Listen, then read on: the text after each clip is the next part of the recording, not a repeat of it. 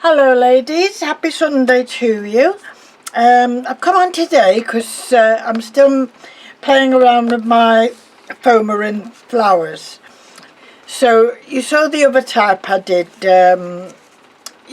using, oh I've lost it now, this type of dye, or the shape of this dye I should say.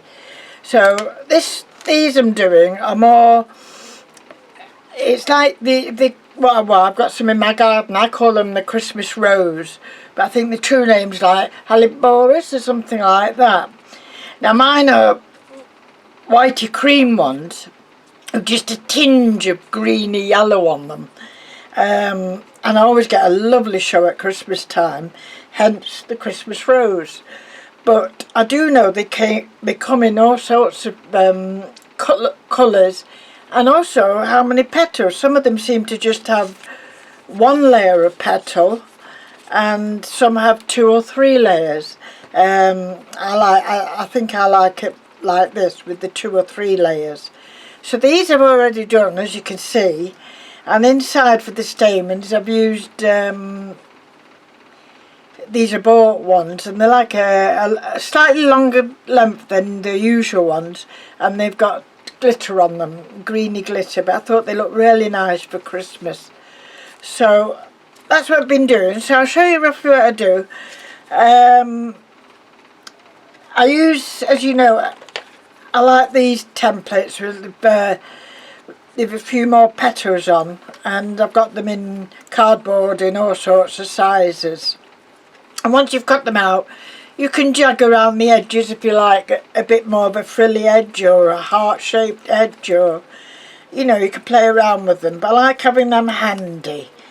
I did try on, I found these in my collection. I've got the big one somewhere, but these have only got the 4 petals, and I didn't like the way they turned out with just the 4 petals. They'll do for a different flower. Oh, my shoulder hurts when I do that. So first of all, I'll show you how I colour them. Now I only use these little dyes, mementos, and I think I'll do some more of these dark ones that I'm doing. You get some really rich grapey type colours, which is handy. These are called lilac posies, this one. I think I've got, oh, that's rhubarb stalk, which is another nice colour.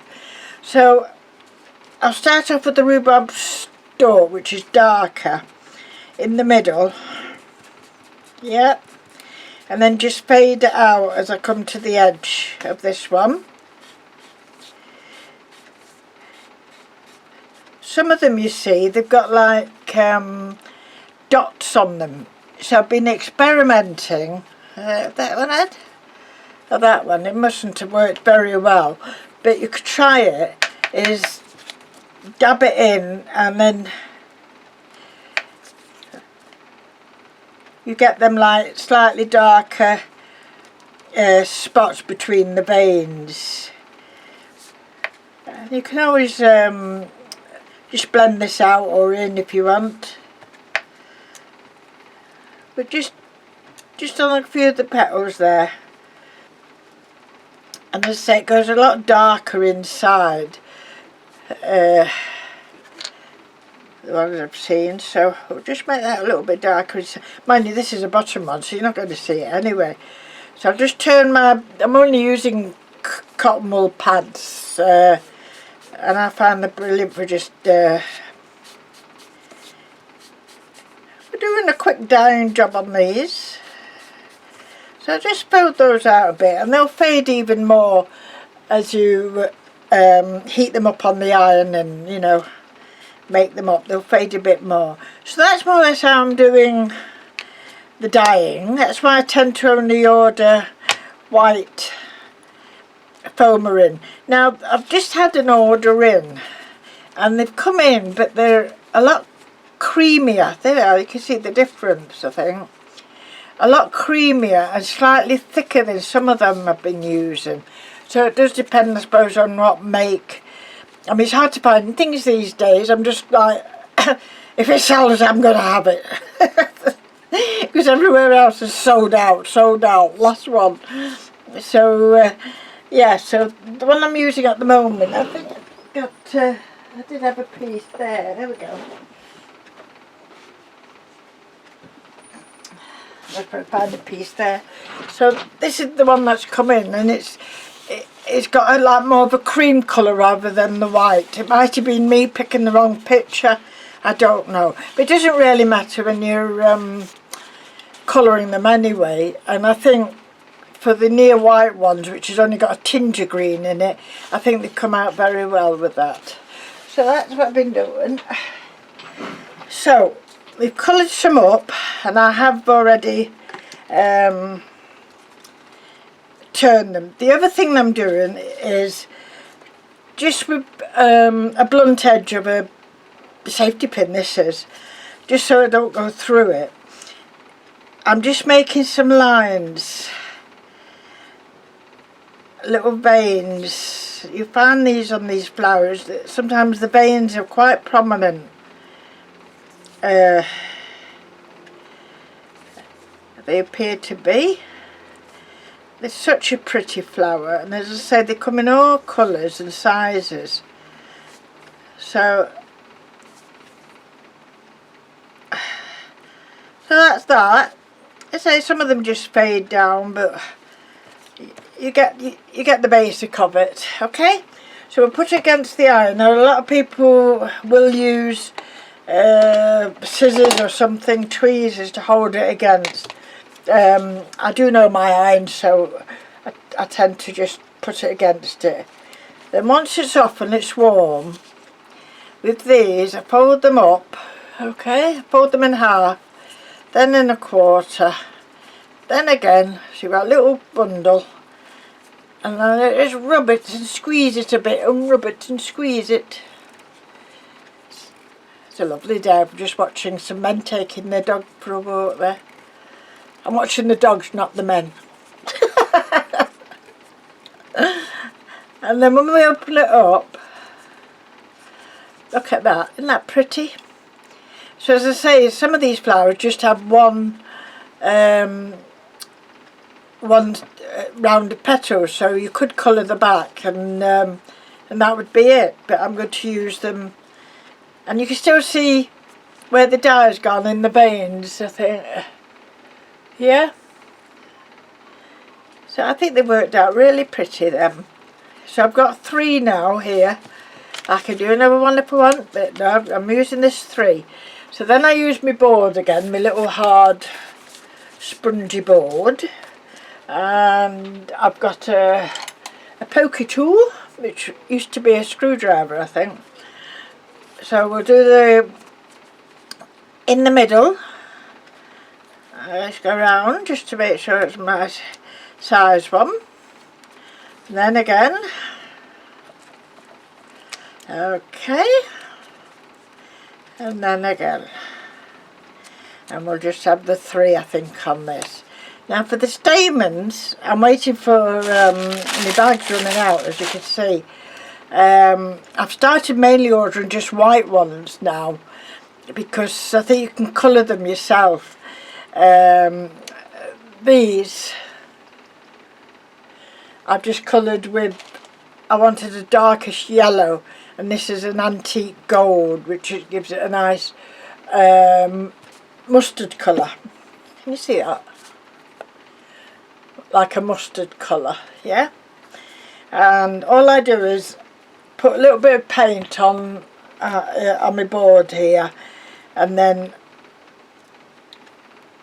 get your white ones and just dip them in. Okay, and now to dry them, I've made my own washing line. Can you see that? So that's a board that I can stick things in. I put 2 sticks up. These are still a bit wet, as you can see.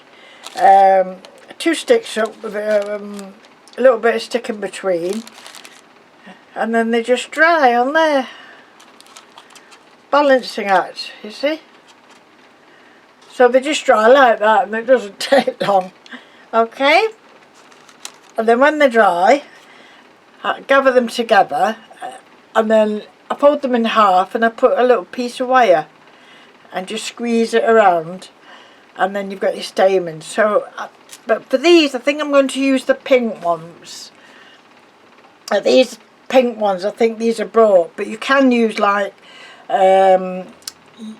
you paint your acrylic pearl paint. That would get exactly the same effect. So you don't have to hunt around for lots of colours at all. So I'm just going to put that one in.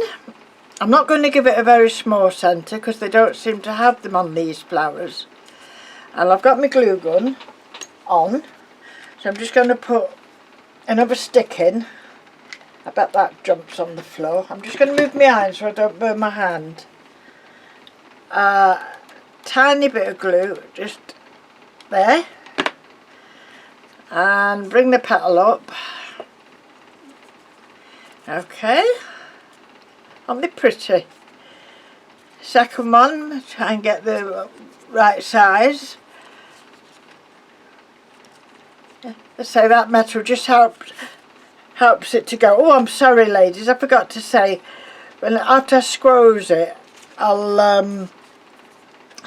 sometimes I'll just put back on the board and put your petal over it, you know what I mean, if you want that type of petal. I didn't do it with this one, and I don't think it needed it really, but that's what I was going to show you.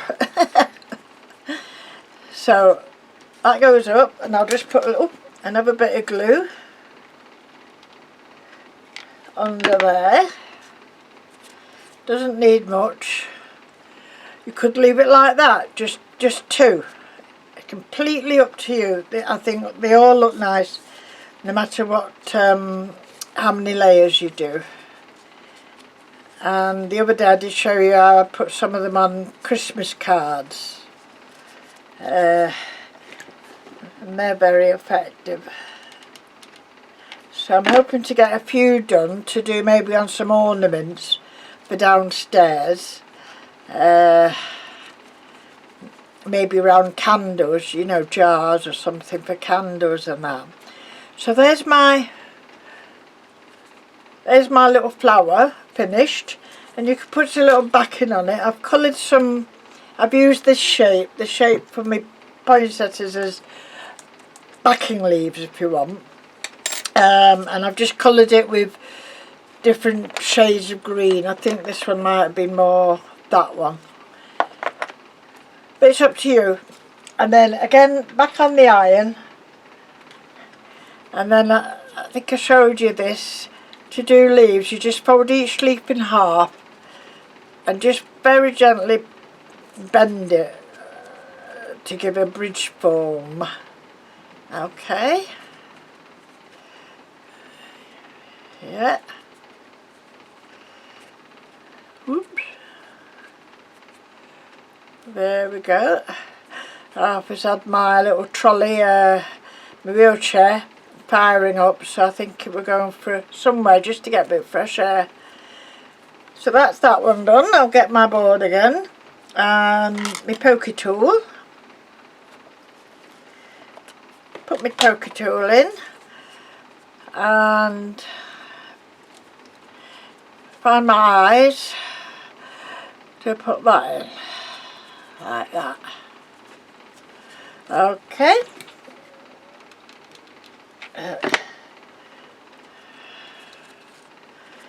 And now I've got a little backing of that, and that's sweet.